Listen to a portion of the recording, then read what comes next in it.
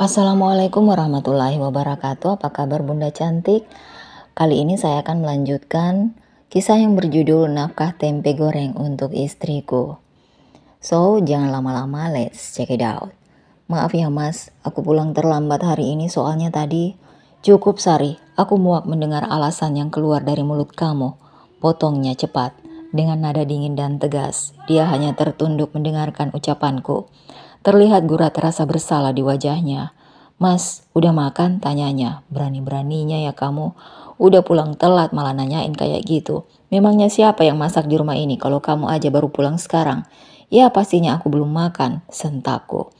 Oh ya mas, sebentar ya, aku mau masak dulu ke dapur. Sudah gak perlu, kesini. Ada yang mau aku bicarakan sama kamu. Memangnya mas mau ngomong apa? Aku mau ngasih dua pilihan penting sama kamu. Mau berhenti dari pekerjaan atau apa mas? Atau kita hidup masing-masing aja? Maaf mas, aku udah bilang sama kamu kalau aku gak bisa meninggalkan pekerjaan itu. Aku juga butuh membiayai diriku sendiri mas, dan uang dari kamu sama sekali gak cukup.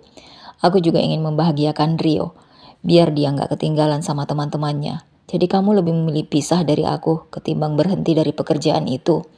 Jadi mas hanya memberikan dua pilihan itu, ya terpaksa aku harus menyetujuinya. Aku juga udah gak kuat hidup sama kamu dengan nafkah yang seadanya.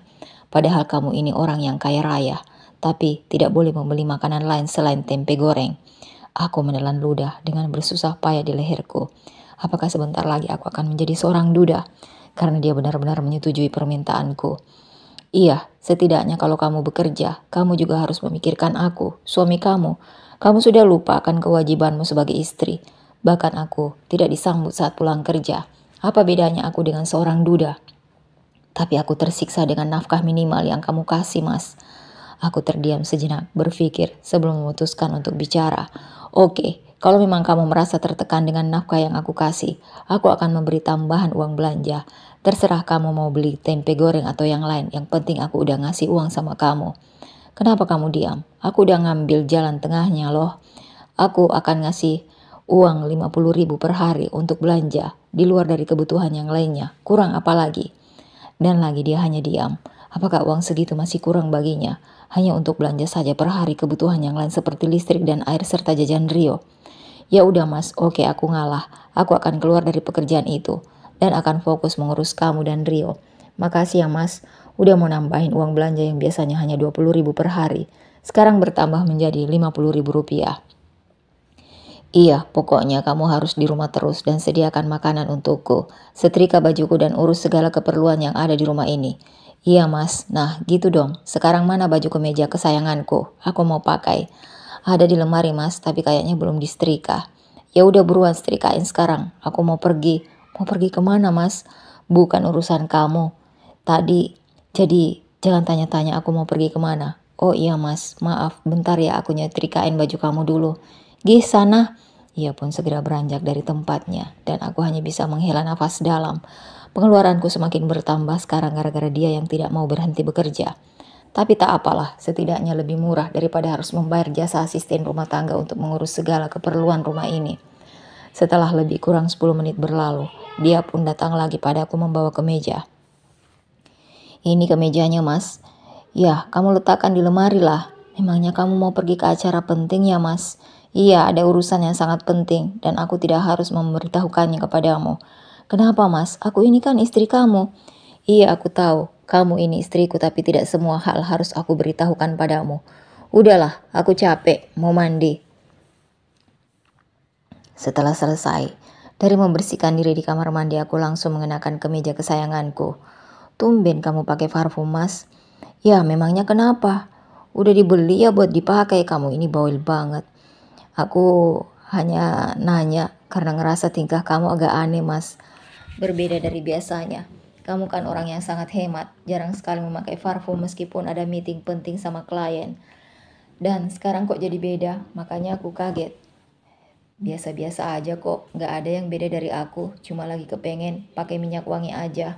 Udah ya, daripada capek dengerin ocehanmu yang gak bermutu itu, lebih baik aku pergi. Aku pun langsung beranjak meninggalkannya.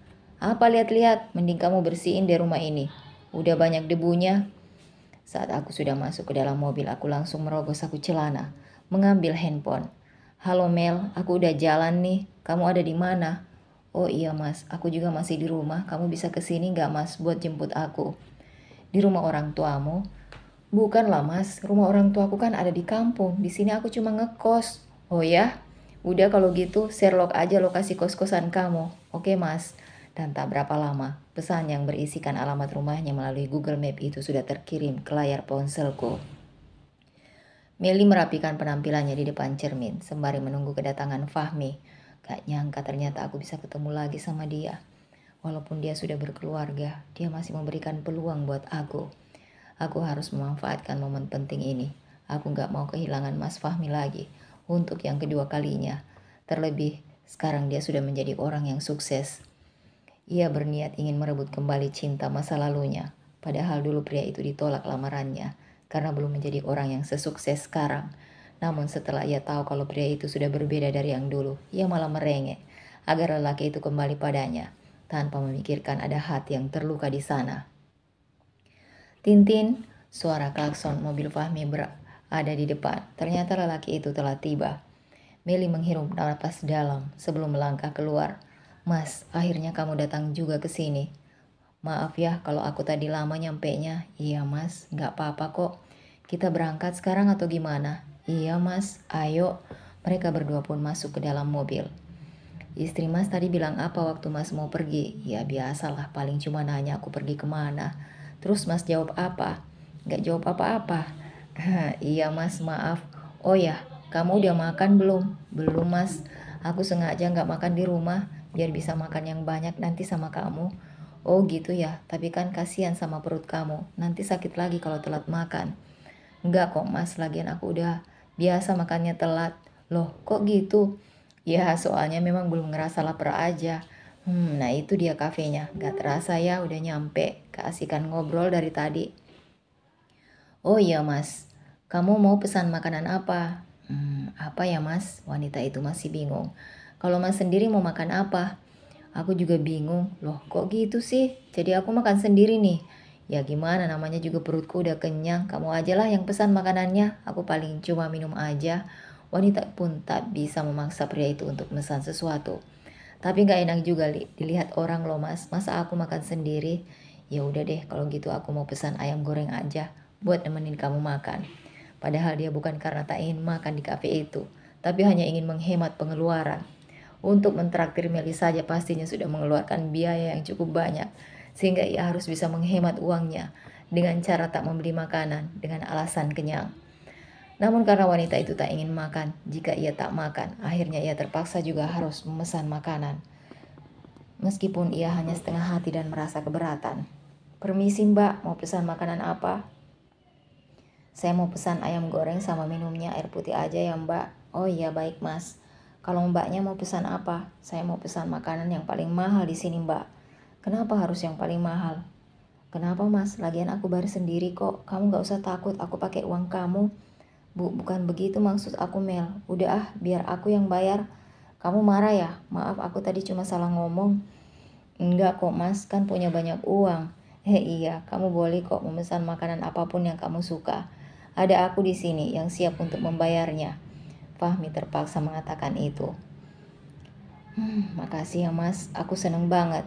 Dan tak berapa lama hidangan makanan mewah pun telah tersedia di hadapan mereka. Silahkan dinikmati mas, mbak, terima kasih, ucap Meli. Habisin ya, aku marah kalau kamu gak habisin makanannya karena udah beli mahal-mahal, malah dibuang. Mas tenang aja, aku pasti akan menyantap semuanya tanpa tersisa. Nah gitu dong, mas juga habisin lah ayam gorengnya. Ya pastinya dong. Setelah lebih kurang 15 menit berlalu, mereka pun telah selesai makan. Mengambil tisu yang berada di atas meja untuk menghapus sisa makanan yang menempel di mulut. Gimana, kamu udah kenyang belum? Kalau masih lapar, kita bisa pesan lagi kok. Udah cukup mas, nanti kalau kebanyakan makan aku bisa jadi gendut. Ya nggak apa-apa, gendut kan jadinya montok. Ih, apaan sih kamu mas, genit deh.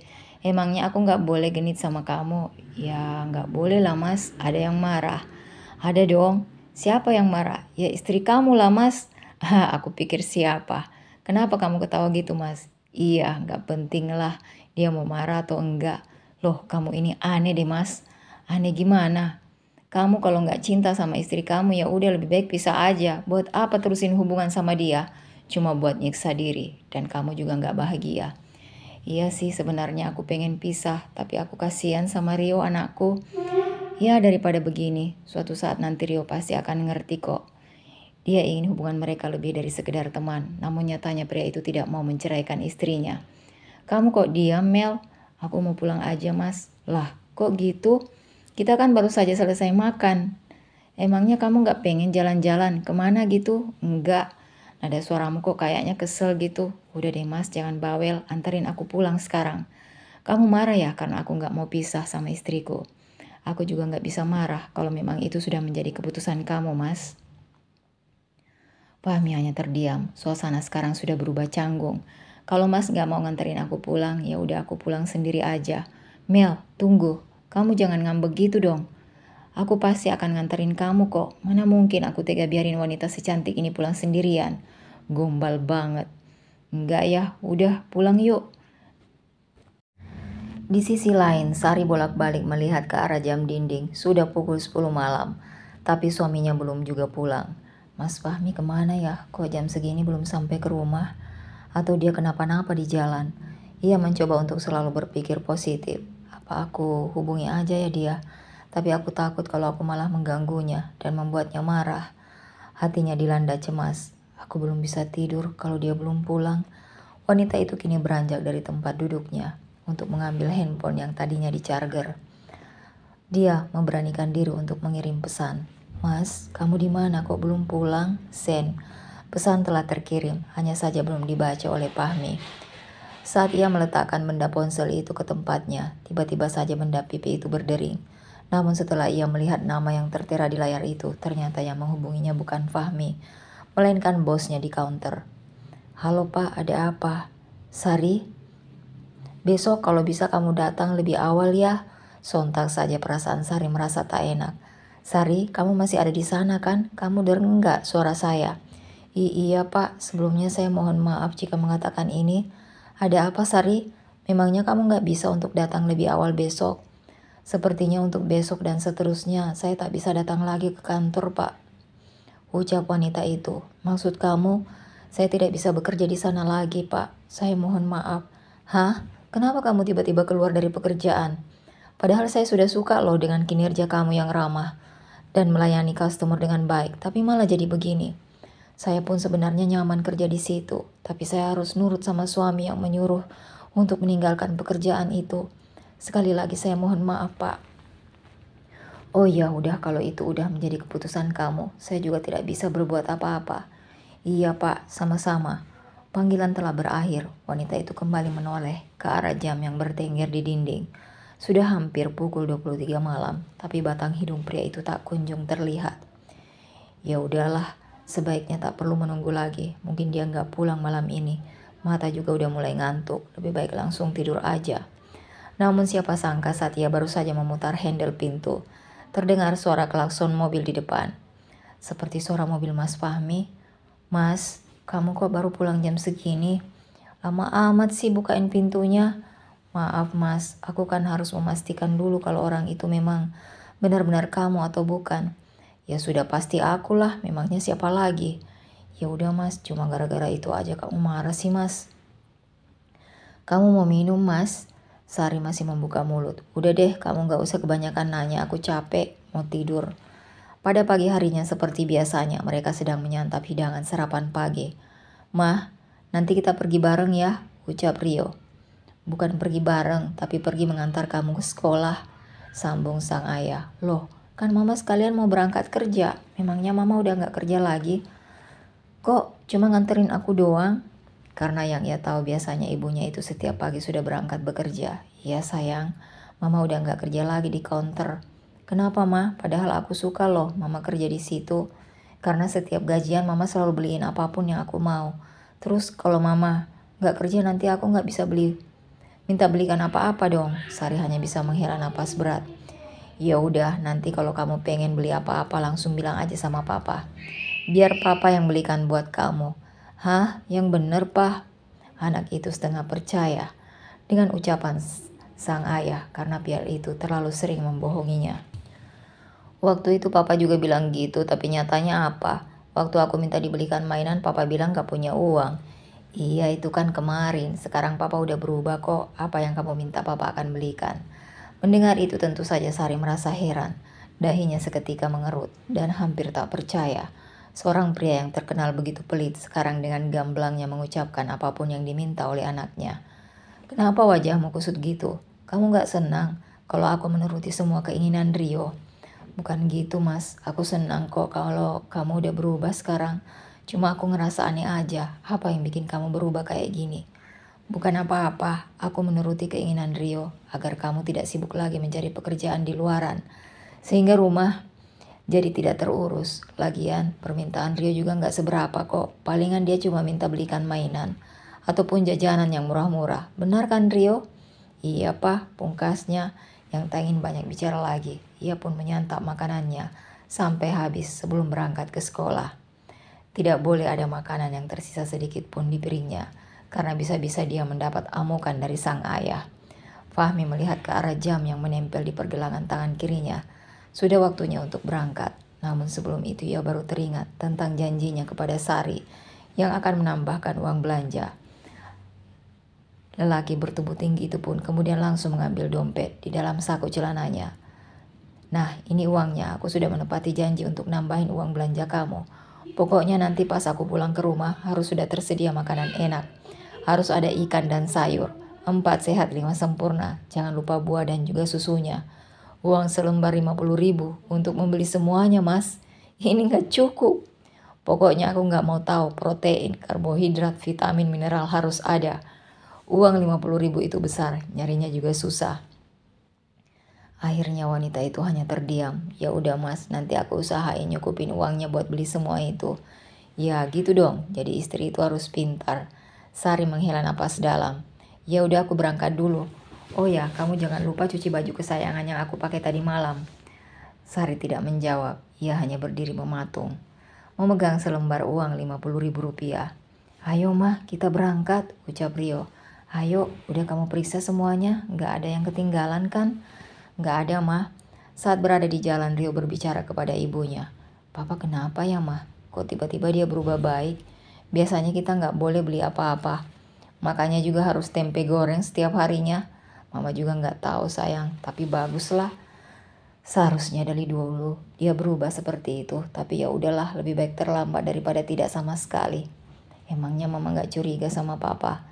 Siapa tahu aja dia punya rahasia yang disembunyikan. Sontak saja, percakapan putranya itu membuat Sari tertegun. Apa benar ya ada rahasia yang disembunyikan oleh suamiku? Mah, kelewatan sekolahnya, mama ngelamun ya. Oh iya maaf sayang, aku mau ke kelas dulu ya mah, masuk ke kelas dulu. Iya semangat belajarnya ya. Kamu harus jadi anak yang pinter supaya papamu bangga. Aku bukan cuma ingin membanggakan papa tapi mama juga. Iya sayang, kalau gitu mama pulang dulu ya. Hati-hati ma, jangan ngelamun kayak tadi lagi. Aku takut mama kenapa-kenapa. Sari tersenyum tipis, ternyata putranya itu begitu menyayanginya. Kamu tenang aja ya, mama akan selalu berhati-hati. Kini ia pun bergegas pulang. Sebaiknya aku belanja dulu ke pasar. Semoga uang 50.000 ini cukup membeli segala kebutuhan. Pasar yang begitu ramai hari ini membuatnya tidak bisa meninggalkan motornya begitu saja. Parkir di sini aja mbak. Sebaiknya aku beli ikan dulu deh, kalau uangnya lebih baru beli yang lain. Ikan ini berapa sekilonya bang? 30.000 aja mbak, gak bisa kurang bang. Memang udah segitu harganya, saya juga ngambil untung. Gak banyak kok, mau beli berapa kilo mbak? Setengah kilo aja bang, mau milih sendiri atau gimana? Enggak, abang aja deh yang milihin. Oke, sebentar ya. Pas setengah kilo ya mbak. Sari menyerahkan uang 50 rupiah. Kembaliannya 35.000 ya mbak. Setelah selesai jual beli, ia berniat ingin membeli sayuran yang murah saja. Sayur kangkung juga enak, aku beli itu saja. 2 ikat kangkung cuma membutuhkan uang 5.000, sehingga uangnya masih tersisa 30.000 lagi. Alhamdulillah uangnya cuma cukup juga untuk membeli semua yang diinginkan oleh Mas Fahmi. Setelah selesai belanja, uangnya tersisa 5.000 rupiah, dan itu untuk membayar ongkos parkir. Kini dompetnya bersih. Dia merasa sedikit gamang karena tidak memegang uang sama sekali. Tapi ia yakin semua akan baik-baik saja. 5 menit perjalanan motor itu masih baik-baik saja, namun setelah itu tiba-tiba mesin motornya terasa berat. Aduh, kenapa lagi dengan motor ini? Sari turun dari motornya lalu memeriksa apa yang membuat kendaraan itu berhenti seketika. Kenapa bisa jadi begini? Harus bagaimana ini? Wanita itu bingung. Oh iya, aku baru teringat. Sebaiknya aku hubungi saja Mas Fahmi dan memintanya untuk membantuku. Dengan cepat, ia mencari kontak suaminya. Ada apa kamu nelpon aku di jam kerja? Mas, motor yang kupakai ini tiba-tiba mogok. Aku nggak tahu lagi harus gimana. Apa? Kok bisa mogok sih motornya? Masalahnya aku nggak punya uang sama sekali, Mas. Uang yang kamu kasih tadi pagi itu udah habis. Dasar istri boros. Aku kasih 50.000. Itu sangat banyak. Kenapa kamu habiskan semuanya? Kata-katanya itu bagaikan pedang. Mas, kamu kok tega sih ngomong gitu sama aku? Kamu cuma ngasih uang selembar 50.000. Dan kamu minta aku harus menyediakan lauk 4 sehat 5 sempurna. Itu sudah kesulitan aku membagi uangnya, Mas. Karena lelaki itu sama sekali tidak mau mengerti tentang kebutuhan pokok. Dia seakan ingin terima bersih dan tidak mau tahu menahu tentang segalanya. Udah cukup, aku lagi kerja. Jangan ganggu aku. Masalah motor itu, aku gak mau tahu. Kamu urus sendiri saja. Siapa suruh jadi istri boros? Bip, panggilan tiba-tiba terputus. Bodo amat lah. Mau dia suka kek, menderita kek, aku gak peduli. Karena semua itu kesalahan dia sendiri. Dia gak bisa mengatur keuangan dengan baik. Iya, tidak mau diganggu oleh wanita itu yang menghubunginya untuk meminta uang. Nah, kalau begini kan aman. Ia langsung mengganti mode ponselnya menjadi hening. Jadi aku nggak akan dengar lagi kalau dia nelpon. Itu bisa mengganggu konsentrasiku dalam bekerja. Sedangkan di sana, Sari menangis terisak di pinggir jalan. Jarak rumahnya masih sekitar 3 kilo lagi. Sedangkan cuaca siang ini begitu terik. 1.000 perak uang logam pun dia tidak punya. Mau tak mau aku harus membawa motor ini pulang dengan mengambil uang sisa gajiku yang kemarin untuk memperbaikinya ke bengkel. Aku mandiri karena tidak mendapatkan bantuan dari suamiku. Padahal pagi ini kugunakan untuk mengantar anaknya ke sekolah. Sari mulai merasa jenuh dengan tingkah lelaki itu yang sangat menyebalkan.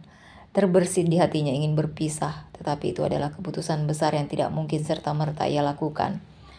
Meskipun kamu bersikap begini sama aku akan tetap bertahan sama kamu, Mas. Asalkan jangan pernah kamu hianati cintaku. Dengan bermandikan keringat, ia mendorong motor itu. Kenapa motornya, Mbak? Mogok, Mas. Pengendara mobil itu menautkan alis. Mungkin ia merasa kasihan. Oh, di depan sana ada bengkel kok, Mbak. Iya, Mas, terima kasih. Namun pengendara mobil itu tak kunjung mendahulunya. Duluan aja, Mas, saya bisa sendiri kok. Enggak, saya ingin membantu kamu atas dasar kemanusiaan, bukan yang lain. Sari tak menyahut lagi ketika telah sampai ke bengkel yang tadi ditunjukkan oleh sang pengendara mobil. Sari hanya melewatinya saja. Kenapa dia melewati bengkel itu begitu saja? Apakah dia tidak melihatnya? Dan tanpa menunggu lagi, ia pun langsung turun dari mobil sebelum wanita itu sempat menjauh. Mbak, tunggu. Ada apa, Mas? Mbak tadi nggak lihat bengkelnya ya? Iya, Mas, saya tahu kok, tapi saya ingin membawa motor ini pulang. Lain kali saja dibawa ke bengkel. Pria itu seolah mengerti tentang masalah yang dihadapi oleh Sari. Hatinya merasa tergugah dan iba. Ia ingin membantu wanita itu tanpa melihat status sosialnya. Semua itu murni karena dasar kemanusiaan. Mbak, sudah ayo kita perbaiki motornya dan tanyakan kepada montir tentang apa yang rusak. Kalau soal biayanya Mbak gak perlu khawatir, saya yang bayar. Tapi Mas, udah kamu gak perlu sungkan. Saya tahu kok kalau saat ini kamu sedang membutuhkan bantuan. Sebagai sesama manusia kita harus saling tolong menolong. Akhirnya Sari pun menerima bantuan darinya. Tolong diperiksa ya Bang, motor Mbak ini mogok. Baik Mas, letakkan saja di situ. Saya akan memeriksanya. Mbak dan Masnya silahkan duduk dulu ya. Lanjutnya lagi. Terima kasih Mas karena Anda telah menolong saya hari ini. Memangnya rumah Mbak masih jauh? Sekitar 3 kilo lagi Mas. Terus kenapa Mbak gak mau bawa motor ini ke bengkel? Soalnya saya gak punya uang Mas. Oh gitu. Ya udah sekarang kan ada saya yang akan membayar. Maaf sebelumnya Mas, kenapa Anda melakukan itu pada saya? Menolong orang itu tidak harus saling kenal. Saya juga nggak tahu kenapa tiba-tiba perasaan saya merasa tergugah melihat Mbak di pinggir jalan sendirian. Sari hanya tersenyum tipis. Mas, saya nggak mau dibantu begitu saja. Saya anggap ini sebagai hutang. Nanti Kalau saya punya uang lebih saya akan membayarnya. Sebenarnya saya ikhlas membantu Mbak, tapi kalau Mbak merasa nggak nyaman ya udah, Mbak boleh membayarnya, tapi ini bukan hutang ya. Kalau ada dibayar, kalau tak ada uang lebih ya saya akan mengikhlaskannya. Terima kasih Mas. Mbak, motornya udah bagus, ucap seorang pria. Berapa biayanya Bang? 80.000 saja Mas. Lelaki yang tak diketahui namanya itu pun mengeluarkan uang selembar berwarna merah. Kembaliannya 20.000 lagi ya Mas, sebentar saya ambil dulu. Kembaliannya berikan saja kepada Mbak ini, karena ini adalah uang dia. Lalu sang montir pun menyerahkan uang 20.000 itu ke tangan Sari. Oh ya, nama Mas siapa biar aku bisa bayar hutang ini nanti, kalau aku udah punya uang. Ini kartu nama saya, di sini tertera identitas lengkap saya. Dengan sebuah senyum manis, akhirnya pria itu pun melangkah pergi menuju mobil yang terparkir tak jauh dari tempatnya berdiri. Ternyata masih ada orang baik hati ya di dunia ini. Dia melihat sebuah tulisan yang ada di kartu nama itu. Ternyata nama pria itu adalah Bayu. Profesinya adalah CEO di sebuah perusahaan ternama di kota tempat tinggalnya. Usianya baru 32 tahun. Setelah membaca kartu nama itu, dia pun langsung menyimpannya ke dalam tas yang dibawanya. Ia berencana akan menghubungi pria itu kembali melalui nomor telepon yang tertera di kartu itu untuk membayar hutangnya hari ini. Dia pun mengendarai motor yang baru saja diperbaiki itu. Matahari semakin tinggi. Oh ya, di sana ada kedai kecil, sepertinya ada jual minuman. Aku benar-benar haus sekarang. Dia membelinya menggunakan uang kembalian. Seger banget. Sesampainya di rumah ternyata pintunya terbuka. Kok pintu rumah terbuka? Perasaan tadi sebelum aku pergi udah menutup rapat. Apakah rumah ini kemasukan maling? Wanita itu sangat takut. Mas Fahmi? Serunya kaget. Kok kamu udah pulang Mas? Iya ini aku. Kenapa? Kok kaget gitu? Kenapa kamu pulangnya secepat ini Mas? Ya nggak apa-apa, memang ada suatu hal di kantor yang membuatmu semua karyawan pulang cepat dan aku sama sekali nggak nyangka. Ternyata kamu bohong sama aku. Bohong gimana Mas? Aku kira motornya tadi memang mogok. Ternyata enggak. Motornya tadi memang mogok Mas, tapi udah diperbaiki karena ada orang yang mau bantu aku. Oh aku tahu, ternyata kamu ingin memanfaatkan aku kan? Kamu sengaja bilang motor ini rusak supaya kamu bisa dapat uang tambahan dari aku. Sari menggelengkan kepalanya, namun rasanya percuma juga dia mengatakan. Kok kamu tega sih Mas nuduh aku kayak gitu? Udah nikah selama hampir 10 tahun dan kamu sampai hati menuduhku. Hatinya begitu sedih hari ini. Sekarang aku cuma lihat buktinya, motormu bagus. Aku kan udah bilang sama kamu kalau tadi ada orang baik yang mau bantuin aku. Ya sudahlah, terserah kamu. Sekarang mana makanannya? Perutku udah lapar. Sebentar ya Mas, aku masakin dulu buat kamu. Jangan pakai lama, ingat. Semua yang aku butuhkan harus ada di sini. Sari segera membawa barang belanjaan itu ke dapur. Dia dibantu oleh seseorang. Siapa? Kok mau banget bantuin wanita kayak dia? Bodo amat lah, ngapain juga mikirin dia, nggak penting. Ia bolak-balik melihat ke arah jalan. Wanita itu tak kunjung selesai memasak. Masak gitu doang, lama amat sih, jangan-jangan tuh orang tidur di dapur. Sari, cepetan masaknya. Iya Mas, sebentar. Dengan badan yang dipenuhi keringat, akhirnya ia selesai memasak. Mas, ada banyak lauk yang perlu aku masak. Dan semua itu makan waktu yang tidak sebentar. Halah, itu hanya alasan kamu saja. Sari menghela napas, menelan ludah yang terasa pahit, dan tentu saja hal itu membuatnya sedih.